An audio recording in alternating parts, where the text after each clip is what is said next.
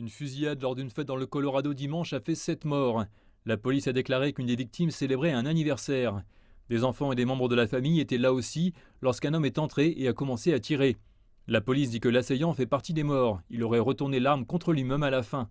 Cet incident s'ajoute à une fusillade à Times Square, New York, ce week-end, marquant une recrudescence de la violence armée aux États-Unis. Des témoins ont déclaré à la police que la fusillade résultait d'une confrontation entre hommes, dont au moins un ayant une arme à feu.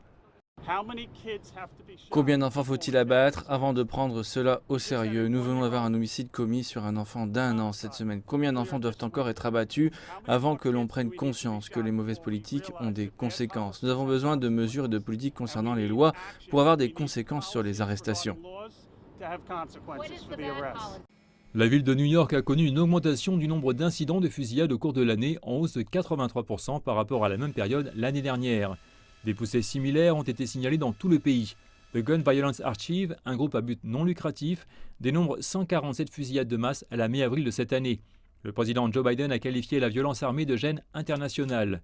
Le mois dernier, Biden a annoncé un certain nombre de décrets sur les armes à feu capables de contourner le Congrès. Parmi les mesures, une répression contre les soi-disant pistolets fantômes, armes auto-assemblées dépourvues de numéros de série traçables. Il demande au ministère de la Justice de travailler avec les États sur les soi-disant lois du drapeau rouge qui permettraient aux autorités de saisir des armes à feu appartenant à des personnes considérées comme un risque pour les autres. Pourtant, l'impact de ces actions exécutives est limité et sujet à une contestation judiciaire.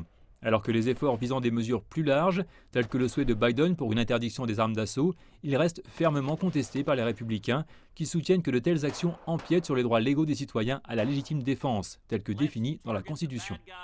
Ciblons les méchants, les criminels, les fugitifs, les malades mentaux. Mettons-les en prison, empêchons-les de se procurer des armes, ne transformons pas en boucs émissaires des citoyens innocents respectueux des lois et ne ciblons pas leurs droits constitutionnels. Et c'est ainsi que l'impasse politique sur les armes à feu en Amérique se poursuit.